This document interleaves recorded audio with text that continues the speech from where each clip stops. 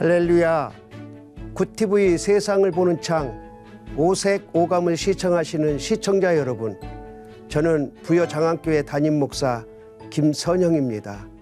우리 좋으신 하나님께서 제 강의를 시청하시는 모든 분들께 큰 은혜 주시기를 기도합니다.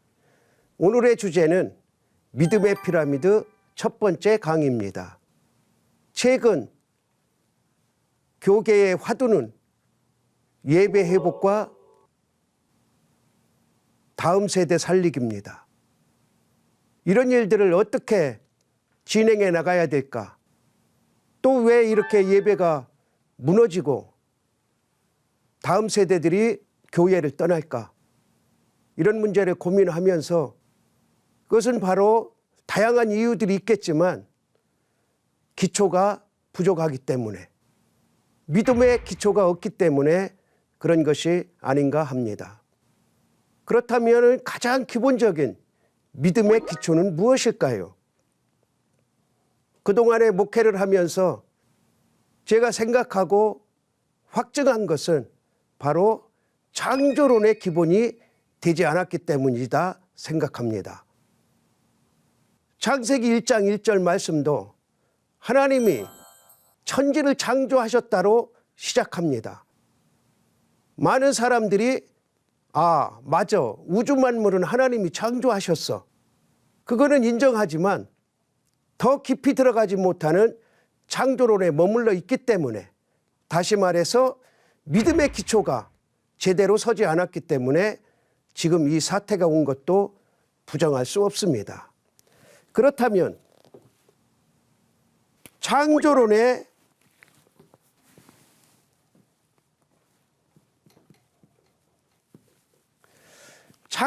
기본은 어디서부터 시작될까요?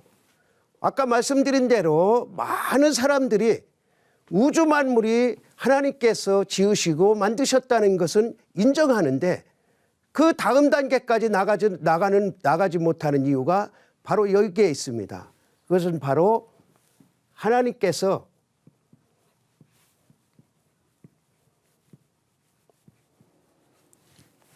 사람을 만드시고 그 사람의 중심에 내가 있다는 것을 인정하는 믿음이 부족합니다. 이 우주 만물을 하나님께서 창조하시고 그 중심에 바로 내가 있다는 것을 인정한다면 믿음의 기초가 튼튼할 텐데, 그 기초가 부족한 거죠. 건축물 역사상 가장 튼튼한 건축물을 우리는 피라미드라 다 인정합니다. 4,000년, 5,000년이 지났지만 그 피라미드는 지금까지도 굳건하게 서 있습니다. 그 이유가 뭘까요? 바로 건축의 기초가 튼튼하기 때문이죠. 믿음도 마찬가지입니다. 기초가 튼튼하면 어떤 환란이나 풍파나 역경이 온다 할지라도 그 믿음이 흔들리지 않을 텐데, 기초가 튼튼하지 못하니까 조그만 환란에도 역경에도 무너지고 쓰러지는 거죠. 코로나 팬데믹 속에서 예배가 무너진 이유, 그리고 지금 많은 사람들이 다시 회복하지 못하는 이유, 다시 교회에 나와서 하나님이 가장 기뻐하시고 또 당연히 드려야 될 예배를 온전히 드리지 못하는 이유, 바로 믿음의 기초가 잘못됐기 때문입니다. 믿음의 기초를 세우는 일, 바로 하나님께서 나를 만드시고 하나님께서 나를 조성하시고 그 중심에 나를 세우셨다는 확고한 믿음이 있다면 흔들리지 않을 텐데, 그것을 고백하기가 어려운 거죠. 창조론을 확실히 나의 믿음으로 갖는다면 내가 가진 것, 또 내 자녀들, 내가 속한 모든 것들이 다 하나님 것이라는 것을 인정한다면 믿음이 흔들릴 이유가 없겠죠. 우리는 많은 사람들이 이 창조론을 시작하지 못하고 창조론에서 출발하지 못하고 이 기본이 잘못됐기 때문에 많은 사람들이 믿음에 무너지는 모습을 종종 봅니다. 창세기 2장 7절과 19절에 보면 공통된 것이 나옵니다. 그게 뭐냐면 아담을 만드실 때 흙으로 지으셨다 말씀하십니다. 또 19절에는 동물을 지을 때도 흙으로 지으셨다 말씀하십니다. 그런데 사람과 동물의 확연한 차이가 뭡니까? 공통적인 것은 흙으로 지으셨다는 건데 사람을 만드시고는 그 속에 생기를 넣으셨다 말씀하고 있습니다. 이것이 바로 사람과 동물의 창조 차이죠. 하나님께서 인간을 만드시고 생기를 불어넣으신 것, 그 순간부터 우리는 영의 사람이 되었고 하나님 것이 되었고 하나님의 사람으로 살아가야 되는데 그렇지 못한 안타까움이 많이 있습니다. 창조론을 깊은 강의를 할 수는 없지만 그 믿음의 기초를 다시 세우는 것은 바로 하나님께서 나를 만드셨고 하나님께서 내가 하나님 것이라는 그런 믿음을 확고하게 갖는다면 이런 코로나 팬데믹이 아니라 더한 어려운 역경이 온다 할지라도 믿음이 흔들리지 않는 굳건한 믿음으로 갈 수가 있습니다. 하나님께서 우리를 만드셨을 때 가장 원하시는 것이 하나 있었습니다. 그것은 바로 하나님 앞에 예배를 드리는 거죠. 그러면은 예배를 드린다는 것이 무엇입니까? 지금까지 제가 60여 년 살아오면서 또 40여 년을 목회하면서 한 번도 예배의 어려움을 당해보지 않았습니다. 그런데 최근 몇 년 동안 그 숱한 어려움 가운데서 예배가 무너지는 그 모습을 보고 너무나 안타까웠습니다. 저는 대한예수교 장로회 충남로에 소속된 목사입니다. 하나님께서 저를 일하라고 지난 10월 달에 저를 충남노회장으로 세워주셨습니다. 그때 취임사를 저는 이렇게 말했습니다. 2023년은 반드시 예배가 회복돼야 된다. 그리고 두 번째는 다음 세대를 세우는 일을 제가 취임사로 말씀을 드렸습니다. 우리 교회는 지난 9월부터 이미 다음 세대를 세우기 위해서 기도회를 시작했고 3년이라는 긴 시간 동안 이 다음 세대를 위한 계획을 하나하나 밝혀나가고 세워나가기를 기도하고 있습니다. 이 일은 한 사람의 힘으로 되는 것이 아니라 모두가 다 들고 일어나야 될 아주 귀하고 귀한 일임을 저는 고백합니다. 하나님께서 우리를 창조하시고 만드시고 하나님께서 너는 내 것이라 지명하셨을 때 그때부터 우리는 하나님 앞에 예배의 자리로 나가야 되는 것을 잘 알고 있습니다. 창조론이 부족하면 창조론이 약하면 풍파가 올 때 흔들릴 수밖에 없고 역경이 올 때 무너질 수밖에 없습니다. 우리는 창조론의 기초를 단단히 세워서 나는 하나님 것이다. 내가 가지고 있는 모든 것도 다 하나님 것이다. 그리고 내 자녀도 하나님 것이다라는 그런 믿음으로 시작한다면 어떤 어려움이 온다 할지라도 그 어려움을 극복하고 나아갈 수 있으리라 믿습니다. 잠언 8장 23절에 보면 이렇게 기록되어 있습니다. 만세 전에 너를 선택했다. 태초부터 너를 선택했다. 하나님께서 우리를 선택하셨을 때 단 한 가지 요구하시는 것 바로 예배를 드리기를 원합니다. 우리 한국 교회가 2023년 시작마당에서부터 예배가 회복되는 귀한 은혜가 있기를 주님의 이름으로 바라고 또 이 시청하시는 여러분들 혹시 지금까지 방 안에서 예배를 드렸다면 이제 일어나서 교회로 나가시길 바랍니다. 현장에서 목사님의 목소리를 직접 듣고 성도들의 얼굴을 직접 대면하고 서로 교제하면서 하나님께 예배드리는 것 그것이 바로 우리가 해야 될 일이고 하나님께서 기뻐하실 일입니다. 제가 지금 교회에 23년 전에 부임을 했습니다. 그 당시에도 예배의 중요성을 잘 알지 못하는 성도들이 있어서 참 안타까웠습니다. 그래서 제가 성도들에게 이렇게 제안을 했습니다. 여러분이 예배를 제대로 드리지 못하면, 그냥 하찮은 일로 예배를 빠진다면 저는 이 교회에서 목회할 수 없습니다. 어떤 일이 있어도 적어도 항존직이라면 1년 52주 예배를 빠져서는 안 됩니다. 항존직은 목사, 장로, 권사, 안수집사인데 이런 귀한 직분을 받고 예배를 빠진다면 그게 어떻게 되겠습니까?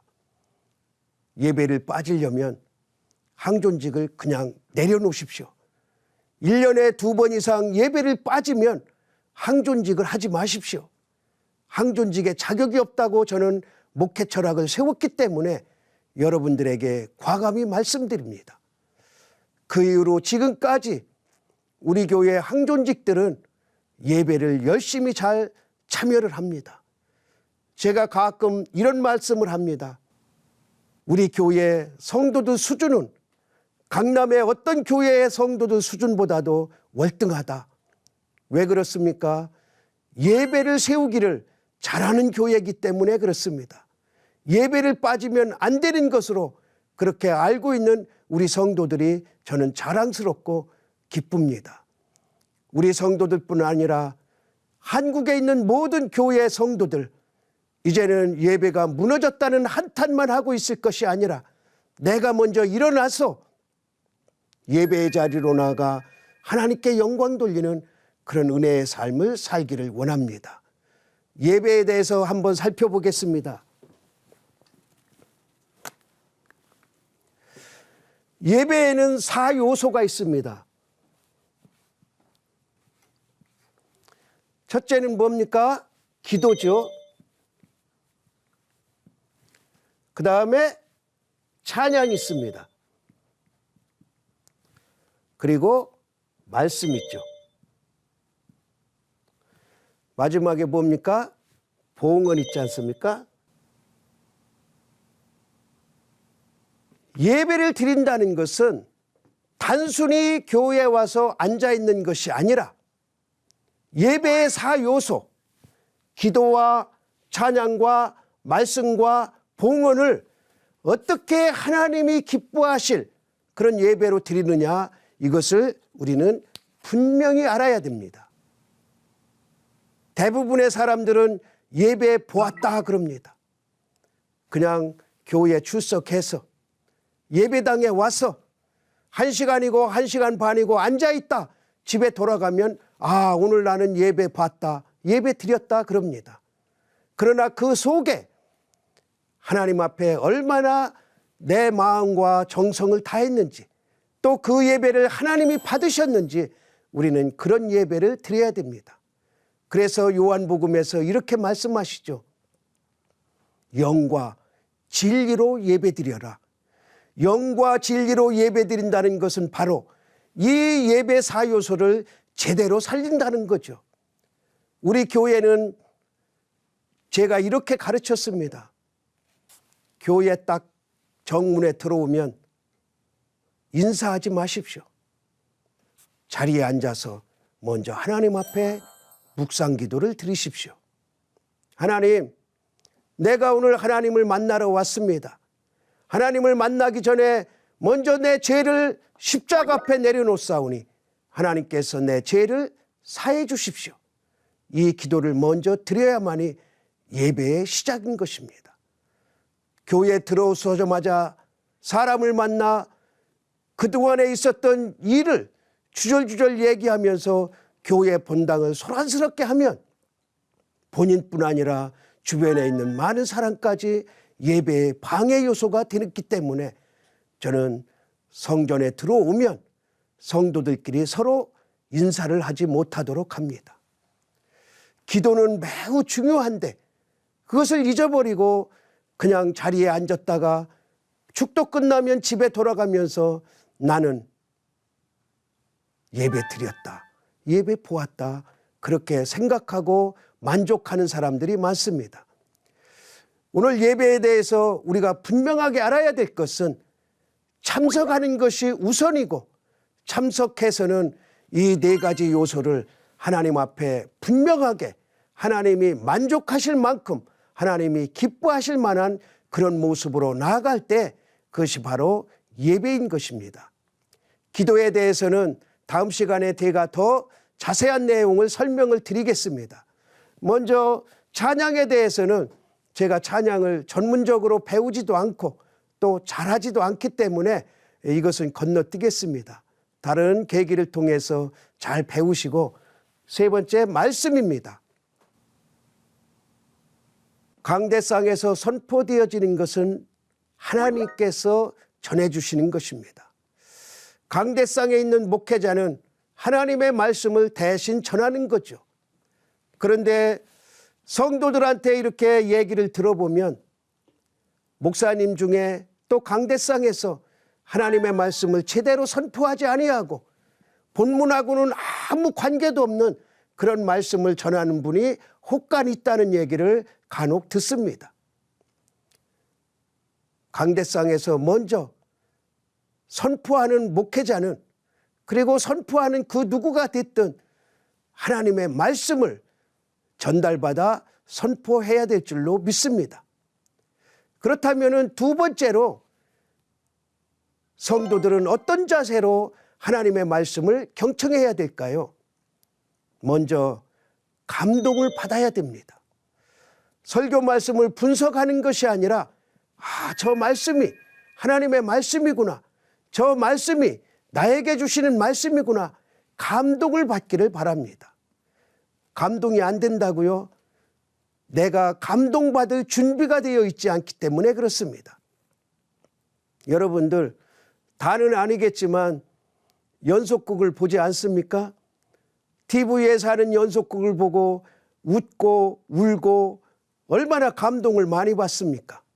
근데 하나님의 말씀은 그 TV에서 하는 연속극보다 더 감동적이어야 되는데, 여러분들 마음속에 심령의 자세가 감동받을 준비가 되어 있지 않기 때문에 하나님의 말씀이 감동으로 다가오지 않는 것입니다. 그 다음에 두 번째 말씀의 단계는 바로 깨닫는 단계입니다. 감동이 나에게 온다면 맞아, 저 말씀을 지금 내가 부족하고 연약하고 또 때로는 잘하는 그런 모습의 말씀이라면 그 말씀을 깊이 깨닫기를 바랍니다. 깨닫게 되면은 잘못했던 것은 잘하려고 결단이 서고, 잘한 것은 더 잘하려고 하는 또 결단이 서게 됩니다. 그 말씀이 깨달아지지 않기 때문에 그냥 한 귀로 듣고 한 귀로 흘리는 일을 반복하는 것은 아닌지 모르겠습니다.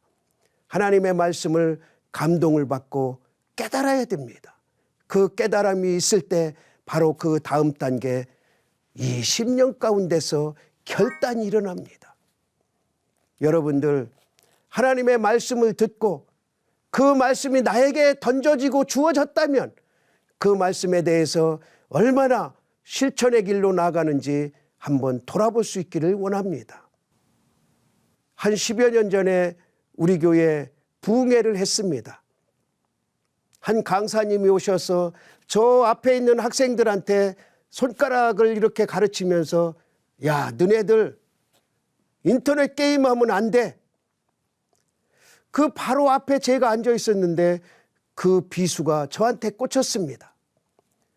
저는 그 당시에 주일 예배를 마치고 주일 저녁부터 다음날 아침까지 인터넷 바둑을 두고 있었습니다. 일주일에 딱 하루, 그것이 저의 스트레스 해소 방법이고 또 그것이 저의 취미였습니다. 그런데 그 강사님의 말씀을 듣고 저 말씀은 나에게 하는 말씀이구나. 감동을 주셨고 깨닫게 하셨고 결단하게 하셔서 그 뒤로 지금까지 10여 년 지났지만 인터넷에 들어가지도 않고 바둑을 단 한 판도 두지 않았습니다. 이것이 바로 깨달은 말씀을 결단하는 은혜가 아니겠습니까? 저는 설교를 하고 내려오면 가끔 성도들이 이렇게 말합니다. 목사님, 오늘 말씀에 은혜 받았습니다. 은혜 받았습니다. 그런데 그 삶이 얼마나 변화되는지는 잘 알지 못합니다. 은혜를 받으면 뭐합니까? 그 은혜 받았다는 것은 결단했다는 것이고, 결단했다는 것은 돌아섰다는 것이고, 돌아섰다는 것은 바로 새롭게 변화돼서 고쳐나가는 것 아니겠습니까? 그런데 그런 일이 없이 그냥 은혜 받았다는 것은 좋은 말 많이 들었다. 오늘 내가 좋은 말 많이 들었다. 그것으로 끝나면 그것은 은혜가 아니고 결단이 아닌 것입니다. 예배는 하나님께서 받으시는 겁니다. 사람에게 보여주기 위한 것도 아니고 하나님이 받으실 예배를 드린다면, 온전하게 드린다면 그것은 바로 말씀 안에 내가 얼마나 감동되고 그 말씀 안에 얼마나 내가 깊이 들어가서 깨달았고 그 말씀을 내가 얼마나 결단할 마음을 가지고 세상에 나가 실천했느냐가 말씀의 종점입니다. 제가 성도들을 보면서 몇몇 성도들을 보면서 안타까운 모습이 있습니다. 지금 교회에 부임한 지 23년이 됐는데 많은 성도들이 열심히 신앙생활하고 또 믿음 생활하고 실천하며 나가지만, 그러나 아쉬운 부분 23년이 지났지만 변화되지 않는 그런 모습을 보고 때로는 내가 부족해서 그런 건 아닌가, 그런 한탄을 할 때도 있지만, 그러나 말씀이 우리 속에 들어온다면, 그것이 내 말씀이 된다면 분명 변화될 것이고 행동으로 옮겨질 것인데, 그렇지 못한 모습이 볼 때 아쉽고 안타깝습니다. 우리가 예배를 잘 드린다는 것은 바로 하나님 앞에 나의 모든 것을 내려놓는 것이고, 그 다음에 말씀을 잘 들어서 그 말씀을 1년에 단 한 가지라도 내가 하나님께서 주신 말씀으로 내 삶의 모습을 고쳐나가야 되겠다는 그런 결단만 있다면 우리 성도들 또 한국교회는 달라졌을 것이고, 지금의 코로나 팬데믹 속에서도 예배를 버리는 일은 없었으리라 확신합니다. 이 모든 것이 다 창조론이 연약하고 부족하기 때문입니다. 나는 하나님 것이라면 하나님이 원하시는 삶, 하나님이 원하시는 길로 나가야 되는데, 나는 하나님 것이 아니라 나는 내 것이다. 그러니 내 마음대로 해도 되고 내 생각대로 해도 된다는 그런 어리석음이 있기 때문에 조그만 환난 가운데도 넘어지는 거죠. 창조론을 확고히 갖고 나는 하나님 것이다. 내가 가지고 있는 것도 하나님 것이다. 내 자녀도 다 하나님 것이다 하는 고백이 있다면 이 예배가 살아날 줄로 믿습니다. 시청자 여러분, 예배만이 살 길입니다. 하나님께서 가장 기뻐하시고 가장 원하시고 또 하나님의 자녀들이 당연히 해야 될 일, 바로 예배인 것입니다. 2023년 모든 성도들, 대한민국의 모든 성도들이 집에서 예배 드리는 것이 아니라 교회에 나가서 현장 속에서 가장 먼저 하나님 앞에 무릎 꿇고 한 주간의 삶을 돌아보며 하나님 앞에 회개하고 아름다운 찬양으로 영광을 돌리고 선포되어지는 말씀을 내 것으로 만들어서 변화되는 삶으로 나간다면 그것보다 귀한 것이 어디 있겠습니까?